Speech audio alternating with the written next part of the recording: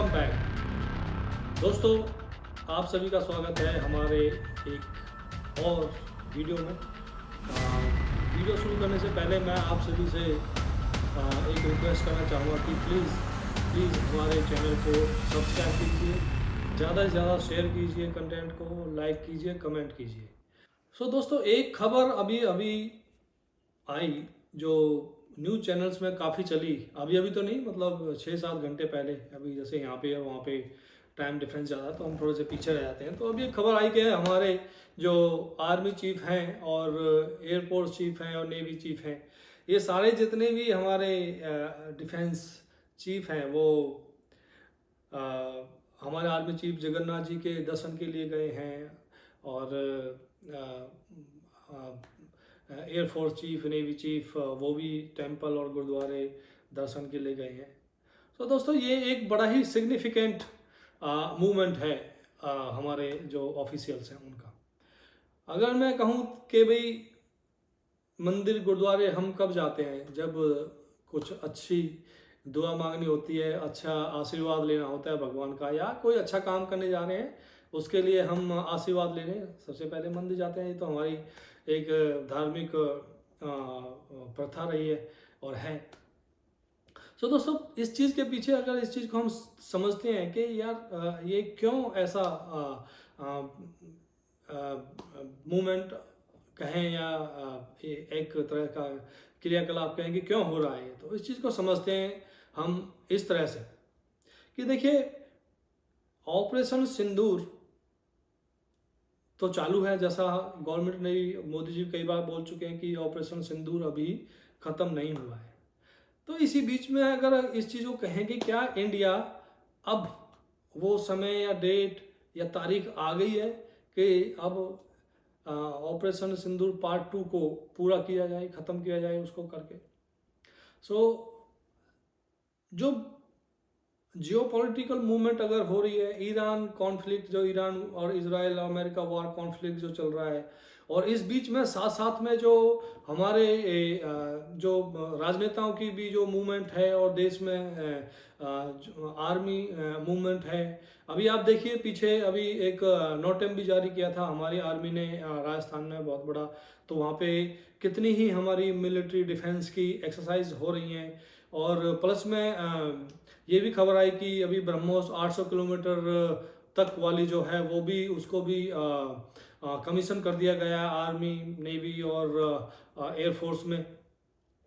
S-400 की भी deal हो चुकी है और जो एडिशनल आने हैं वो भी हो चुके हैं। तो मतलब इंडिया एक तरह से युद्ध स्तर पे प्रिपरेशन कर रहा है या बाइंग कर रहा है आर्म्स की। डजंट मैटर पैसा कितना जा रहा है क्या नहीं है, लेकिन आंख बंद करके हथियार खरीदे जा रहे हैं। ये ऐसा तो नहीं है कि भाई दिवाली पे चलाने के लिए ले रहे हैं, या चलो ठीक है मोदी जी को बड़ा शौक है यार बड़ी बंदूक देखने का या बड़ी तोप देखने का, यार चल ठीक है ये भी एक और लिया हो, ये जहाज लिया उड़ा के, ऐसा तो कुछ है नहीं। क्योंकि अब ऑब्वियसली अगर कुछ सामान ले रहे हैं युद्ध के लिए तो हमेशा वो लड़ाई लड़ी जाएगी, उसके युद्ध किया जाएगा उनसे। तो उसी की तैयारी हो रही है। आज नहीं तो कल देखो एक बड़े युद्ध में तो इंडिया को जाना पड़ेगा। वो क्यों जाना पड़ेगा? क्योंकि देखिए, अपना वर्चस्व जमाने के लिए अगर जानवर भी होता है ना, वो अपनी जान की बाजी लगा देता है और तब जाके उसका वर्चस्व कायम होता है, स्थापित होता है। तो उसी के लिए इंडिया को भी एक बड़ा युद्ध तो लड़ना पड़ेगा और दुनिया को अपनी ताकत का लोहा मनवाना पड़ेगा। और मेरे को पूरा विश्वास है कि इंडिया, भारत उस चीज को हासिल करने में सक्षम भी रहेगा। देखिए कि अभी आपको खबर हुई होगी कि अभी हमने देखा कि पीछे पाकिस्तान के स्पाई, हमारे सिपाही नहीं, स्पाई, जासूस हिंदुस्तान में पकड़े गए हैं, फरीदाबाद से, लोकल, दिल्ली, बहुत जगह से। और ये भी खबर आई कि उन्होंने 50 जगह पर मेजर जो हमारा इंफ्रास्ट्रक्चर था, आर्मी का लगा लो या हमारे रिलीजियस इंफ्रास्ट्रक्चर के आसपास 550 से ज़्यादा उन्होंने जो सोलर पावर से चलने वाले वीडियो थे वो लगा दिए थे। और उनकी मतलब कमाल की बात है, पाकिस्तान भी सोचा होगा कि मैं भी अपने धुरंधर बनाऊंगा हिंदुस्तान में, तो उसने अपने ये मतलब पिद्दी वाले धुरंधर जो है ना वो हिंदुस्तान में भेज दिए कि भाई जाओ धुरंधरो अपना काम करो, तो हम इधर से धुरंधर 3 बनाएंगे। तो एनीवे इन्होंने वो 50 जो कैमरे हैं वो इंस्टॉल कर भी दिए थे। मतलब एक बड़ी बात है कि 50 जगह वो कैमरा इंस्टॉल करने में सफल रहे वो तो।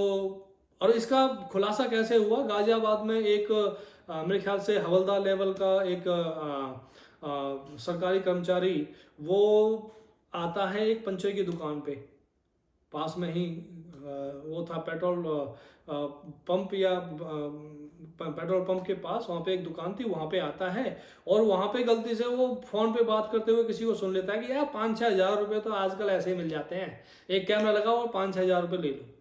तो उसको ये चीज़ बड़ी ही अटपटी लगी कि ये साला लगा तो रहा है पंचर और ये कह रहा है कि 5-6 हज़ार रुपये ऐसे ही कमा लेंगे। उसने उसको दबोच लिया, उठा के उसको थाने ले गया। जब थाने उसकी शिकायत करी गई तो उसने राज उगलने शुरू किए। राज उगलते उगलते पता लगा कि यार ये तो 300-500 लोगों का नेटवर्क पूरी इंडिया में फैला हुआ है। तो देखियो एक छोटा सा सुराग और इनको दबोच लिया। जो पाकिस्तान के पिद्दी धुरंधर थे इनको हमारी पुलिस ने दबोच लिया। अब देखो यूपी पुलिस क्या बढ़िया काम कर रही है। कभी यूपी पुलिस का नाम इतना इतना बेकार होता था कि सब कहते थे कि यार सबसे बेकार सबसे करप्ट जो अगर पुलिस है पूरी हिंदुस्तान में तो वह है उत्तर प्रदेश पुलिस। और आज की डेट में अगर मैं बोलूँगा कि सबसे बेस्ट सबसे अच्छा जो काम कर रही है तो वो है उत्तर प्रदेश की पुलिस।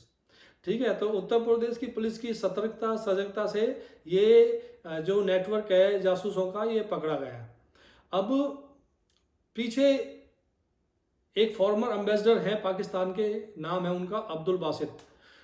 उन्होंने एक स्टेटमेंट दिया एक टीवी चैनल को कि भाई अगर अमेरिका पाकिस्तान पे अटैक करता है तो पाकिस्तान को क्या करेगा, क्योंकि हमारी मिसाइलें अमेरिका तो पहुंचेंगे नहीं, तो पाकिस्तान दिल्ली और बॉम्बे पे अटैक करेगा। सो अब अगर आप इस चीज़ को और थोड़ी सी गहराई से सोचें कि यार पाकिस्तान अमेरिका पाकिस्तान पे अटैक क्यों करेगा?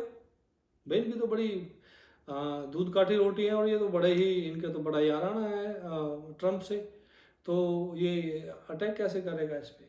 तो दोस्तों पाकिस्तान अमेरिका अटैक करने का मतलब उसका मतलब ये नहीं है कि डायरेक्ट अमेरिका ही अटैक पाकिस्तान पे करेगा। अगर इजराइल पाकिस्तान पे अटैक करता है तो वो भी तो अमेरिका का अटैक माना जाएगा, क्योंकि वो तो अलाय हैं आपस में इजराइल और अमेरिका। सो उनका कहने का भावार्थ ये भी हो सकता है कि अगर इजराइल पाकिस्तान को ठोकेगा तो हम जो है हिंदुस्तान के दिल्ली और बॉम्बे पे मिसाइल मारेंगे। तो कहने वाली बात ये है, इस चीज़ से ये भी एक चीज़ पता लग रहा है कि यहाँ पे इन सब क्रियाकलापों से ये तो ज़रूर पता लग रहा है कि पाकिस्तान को अंदर खाने कहीं ना कहीं डर तो सता रहा है कि तुम्हारा अब समय आ गया है। मतलब कहने का ये है कि बकरे की माँ कब तक खैर मनाएगी, तो मतलब हलाल होने का समय बहुत ही नज़दीक आ रहा है पाकिस्तान का। इन सब चीज़ों से यही पता लगता है। और दोस्तों अगर तो इजराइल ने अगर शुरू किया एक बार मारना, और मैं तो कहूँगा अगर हिंदुस्तान ने अगर शुरू किया मारना, तो भाई साहब इस बार पाकिस्तान का काम तमाम होने में ज़्यादा समय नहीं लगेगा। इसको अच्छे से ठोक दिया जाएगा इस बार।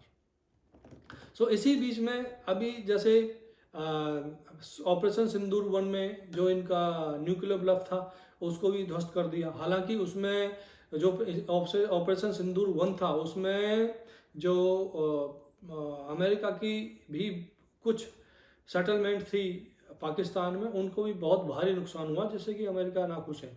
और अभी खबर ये भी आ रही है कि अमेरिका ने चुपचाप से जो देखा कि अभी सर्जियो गोर भी हमारे जो विदेश मंत्री जयशंकर जी से मुलाकात की, सर्जियो गोर ने जो इनका एम्बेसडर है अमेरिका का। और पीछे और भी खबरें आई हैं कि कुछ जासूस भी पकड़े गए यूक्रेन से आए हुए, और एक कुछ मैथ्यू वैन डाइक करके है, NIA ने उनको दबोचा है और वो भी एक केस है। तो उसके पीछे से इन्होंने मतलब खबर ये है कि भाई अमेरिका ने इस बार ये कह दिया कि भाई हम डायरेक्टली हम इनडायरेक्टली हम आपको कुछ भी मदद नहीं करवाएंगे इस बार अगर आपने पाकिस्तान को ठोका। तो मतलब कहने का ये है कि भाई हम आगे पीछे नहीं रहेंगे। तो भाई तुम आगे पीछे हिंदुस्तान के कब थे भाई? हर लड़ाई में तो पाकिस्तान अमेरिका ने इंडिया के खिलाफ ही रहा है, और अपरोक्ष रूप से देखा जाए तो पाकिस्तान भी अमेरिका की लड़ाई लड़ रहा है हिंदुस्तान के खिलाफ। तो अमेरिका तो कभी भारत का कभी दोस्त रहा ही नहीं, और अब तो और जग जाहिर हो गया है कि भैया अमेरिका किसी का दोस्त ही नहीं है, अमेरिका अपने एलाइज का दोस्त नहीं है। पूरा यूरोप देखो इसने ऐसे अनाथ करके छोड़ दिया, वो बेचारे रो रहे हैं, डरे बैठे हैं कि अब रसिया कब हमें ठोक दे तो कुछ पता नहीं। ठीक है, तो कहने वाली बात कहानी अल्टीमेटली ये है कि भाई इस बीच में पाकिस्तान का काम तमाम बहुत जल्द होने वाला है। और अभी मोदी जी ने जो पीछे कहा था कि भाई एनर्जी क्राइसिस है पूरी दुनिया में तो लॉकडाउन भी लग सकता है, यानी कि लॉकडाउन की जैसी स्थिति आ सकती है। लॉकडाउन तो नहीं लगेगा क्योंकि मत थोड़ी रहा कि भाई कोरोना लग जाएगा, ये जैसे कोरोना में ऐसा लॉकडाउन नहीं लगना है। तो कहने का मतलब ये है कि यार जब वार होती है तो तब भी तो लॉकडाउन जैसी स्थिति आती है। तो मेरा अपना मानना है और एक सोच है कि भाई मोदी जी ने कहीं इस संदर्भ में तो नहीं बोल दिया कि भाई लॉकडाउन जैसी स्थिति आ सकती है कि भाई अभी हम ठोकने वाले हैं पाकिस्तान को। और ये ऑपरेशन वैसे तो पक्का माना जा रहा है और जितने भी एक्सपर्ट भी यही बोल रहे हैं कि भाई ये जो ऑपरेशन सिंदूर 2 होगा, ये जो आक्रमण होगा इस बार, ये बहुत ही मासिव और निर्णायक होगा। और इस ऑपरेशन के बाद पाकिस्तान के 2 से 3 टुकड़े भी होने तय है। तो दोस्तों आइए इसी वीडियो को अभी इसी लाइन के साथ समाप्त करते हैं कि पाकिस्तान 2 चक्की के पार्टों में फंस चुका है और अब बस पिसाई इसकी शुरू होने वाली है। सो ज़्यादा से ज़्यादा मात्रा हमारे वीडियो को शेयर कीजिए, सब्सक्राइब कीजिए हमारा चैनल, और इसी के साथ बहुत बहुत धन्यवाद।